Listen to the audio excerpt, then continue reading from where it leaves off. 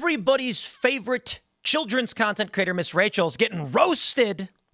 Olivia Munn's like, no way, my kids aren't watching that stuff. So she's clapping back. Now, here's what happens. Miss Rachel, for those that don't know, has a massive YouTube channel where I think it is disgusting and creepy, and I'm offended by all of it. I stand with Olivia Munn on all of this stuff.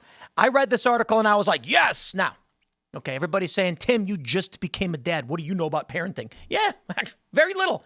I do know about my development, my growing up. I do know a lot about identity disorders. I'm not going to say I'm an expert or anything, but we talk about this. We study it. I've read many of these studies. And I'm going to tell you outright, I think Miss Rachel is terrible for your kids. And what parents are doing is they look through her thumbnails and they see that she puts the time on it, 40 minutes, an hour, because the parents are like, press play, hand the tablet to the baby, and the baby's distracted. I ain't about none of that. And neither is my wife. We are both like, no. We will give the baby our attention, and if the baby is upset, we'll figure out why she's upset. And this has led to some difficult moments. We went out to eat the other day. Baby wouldn't stop crying. And we just said, let's pay the bill and we'll go. We don't want to disturb other people. Baby's crying. Our baby's only a few months old, so there's no scolding the child, none of that. It's like the baby sometimes cries. Maybe it's a diaper change. We went down the list. Baby was still upset, and we said, we're not going to put a tablet in front of her to distract her. The baby is going to be raised by us, socialized with us and our friends. We're going to control for things we don't want, baby to experience. Miss Rachel, I think, is bad. Now, she got a lot of flack because she came out saying like, oh, Israel, Gaza. And a lot of people start writing it up being like, this is a political personality who's who's talking to your kids. Now, I don't see a relation there. That's fine. I think Miss Rachel's children content is bad for other reasons. She's allowed to criticize Israel. That was always allowed. My problem with her content is it is creepy and bad for children. Yeah, and I will say that. Now, let me read this. Check this out. Miss Rachel, the widely beloved educator behind the hit YouTube channel Songs for Littles, has hit out at critics after Olivia Munn shunned her show. In a recent interview, Munn, who is the mom of 2 kids, explained her personal preferences when it comes to the kind of children's content she allows in her household. She said, I know kids love Miss Rachel, but the thing is, if I can't watch it, I'm not going to spend the rest of my life going crazy. Right away, I read that. I'm like, okay, Olivia, tell me more. Munn, 44, has also shared she avoids cartoons, knowing that when her son Malcolm asked for Blue's Clues, she responded, hell no, not in my house. And I saw that and I was like, yes. Yo, my kid's not going to watch Sesame Street. My kid's not going to watch any of this wacko children's content garbage, okay? And I got people saying, but Tim, didn't you get exposed to children's content too? A little bit. Of course I did. But you know what really benefited me is that I was homeschooled by my mom. She taught me how to read and write at a very early age. I learned math at a very early age. Hey, guess what? My mom is Korean. And so I was learning before even going to kindergarten. And when I was around her and my dad and their friends, they didn't, we didn't get put in front of a TV with weirdo kids content going, blah, blah, blah, blah. No, I heard them have conversations. I listened to what it was like to be an adult, to what adults talked about. To be fair, I watched a lot of Simpsons. Every day Thursday when a new episode comes out, we'd watch that. And I watched Star Trek with my dad. I did not watch goofy-ass garbage kids shows. I watched Star Trek and Tales from the Crypt at 10 p.m. Now, I'm going to tell you. Oh, no. I think it was 8 p.m. Tales from the Crypt that came on early, and this was always my beef. The stories were always much lighter and less brutal. And the later shows is where it got a little bit brutal. So I knew that if I was watching the primetime Tales from the Crypt, it was going to be a hokey story. And this is when I was probably like 7 or 8. Hard for me to stay awake, by the way. But I'd watch Star Trek with my dad sometimes, sitting on the couch. We'd put on these shows. And yeah, I know Star Trek is goofy. Like, they're in outer space and it's sci-fi. And it is a little still weird. But they're adults talking to adults about philosophical and political issues. And I think that is good. What I don't like is when parents put the tablet in front of their kids and their kids watch psychobabble garbage. Anyway, she added that while her partner John Mulaney introduced their son to Spider-Man cartoons, she prefers live action films like Spider-Man Homecoming. If you want to watch the real life ones, then we can watch that. It might be a little too old for him, but I can't take the cartoons. Following widespread conversation about comments, Miss Rachel, 42, furiously hit back to express her disappointment at the coverage of the allegedly brewing feud. I think Miss Rachel is awful.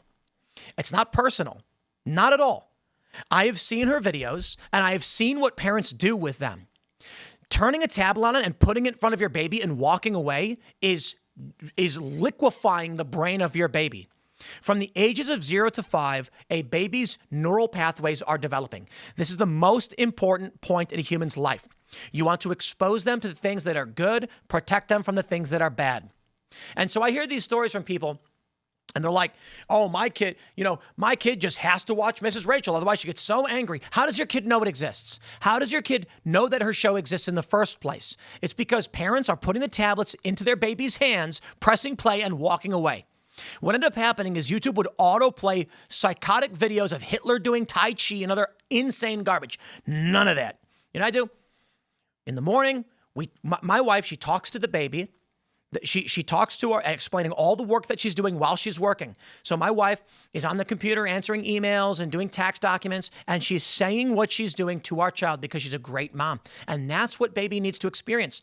Children are trying to learn how to be adults. They want to grow up to be functioning human beings. Instead, what we've gotten over the past couple of generations is children's content. And now millennials are permanent babies who want to live in Harry Potter world. And the only analogies they understand is Voldemort. Donald Trump is Voldemort. Yeah, I don't know. Maybe you can compare him to a different world leader from history. Maybe you can teach your child about the world and animals and science. Man, I had a friend's kid watching this psychobabble content. And I was like, why do you have your kid watch this? And he's like, yeah, well, he gets mad if he doesn't watch it. So I put on what's-his-face Attenborough, BBC nature documentary about frogs, and the kid was excited to watch it and was staring at the screen. And you know how I did it? I changed the channel. It was to YouTube. So I went on YouTube and I typed in nature documentary. What's it? Richard Attenborough? Is that his name? What's his name? Yeah, Richard, is that the guy? Am I getting his name wrong? That's the guy from Jurassic Park. Who does the BBC nature documentaries? Yeah, okay, I was right. Yeah, it is him. It's fantastic. David Attenborough. Oh, I thought it was Richard is the Jurassic Park guy. Anyway, when I changed the channel, the kid was like, and then I went, whoa, and I pointed to the frog, and I was like, whoa.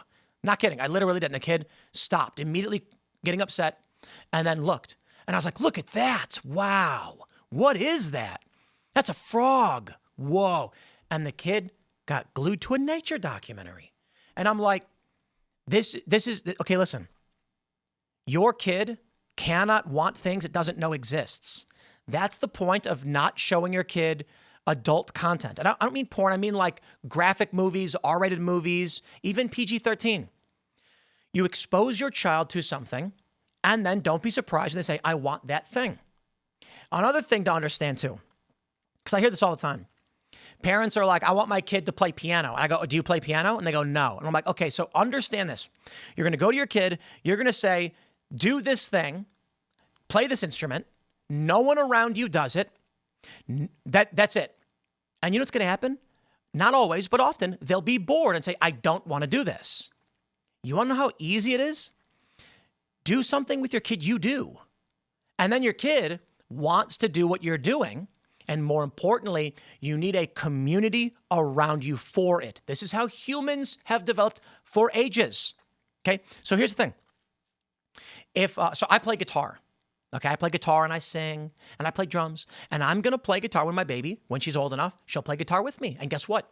People around us also play music. And so what encourages human beings to continue a practice and develop it is when other people cheer them on. That's why I love skateboarding. Let's say you're 50 years old, you never skated before. You show up to a skate park, people are chilling, and you can barely do any tricks. And then you're like, I really just want to learn how to do a kickflip, make the board flip underneath my feet. Now you'll see some 20-year-old dude flying through the air, 20 feet in the air, the board's flipping around all crazy, he's doing backflips, and people are cheering for him. And you're just some 50-year-old guy, and you want to do one of the most basic things that a 10-year-old can do. And then you finally land it. After 30 minutes of trying, in the corner, you're just sitting by some dudes, you do it, guess what happens? Everybody starts screaming and cheering for you. It's not about you being the best at skateboarding. It's about you being better than you were yesterday. That's why I love it. because everybody's good at something, but you land something that's hard for you, that you accomplished, and people cheer. And that's why people like doing it. Anyway, they say Munn's comments appear to be more about her personal viewing preferences than criticism of any specific creator. It did not stop online speculation that it was a slight on Miss Rachel. In response, Miss Rachel commented directly, saying, "I'd rather you cover my advocacy for kids in Gaza." She later followed up with a post on her own Instagram account sharing screenshots of those comments alongside a caption that read, "Who cares?" Wow. "I'd rather you cover me advocating for kids in Gaza who are literally starving, largest cohort of child amputees in modern history, thousands and thousands killed, no medical care, no education, no homes, do better." She emphasized that her frustration was directed at the coverage, not at Munn. "Not against her at all, and don't care that she doesn't want to watch the show. All my love to her family, disappointed in the outlets." Yeah, I'm going to say this. The content is creepy and bad for your kids. She is creepy and bad for your kids. Personally, maybe she's a normal lady who drinks wine and I don't know. What I don't like about her getting into the political space with like all the Gaza stuff, I'll just say this. It's bad. I don't like what's going on in Gaza. Let's figure this one out. The U.S. shouldn't be involved in these conflicts, so I appreciate someone being upset and wanting to defend children. Lady, I got questions for you. A lot of abortions happen all across this country. In China, they're forcing women to get abortions. Why won't any of these people be consistent and speak out against all of these issues? That's why I don't believe them. But anyway, I think that goofy-ass kids content is bad for your kids. Your kids should instead watch Jurassic Park with Richard Attenborough or David Attenborough. Why did I mix their names up? I always do that.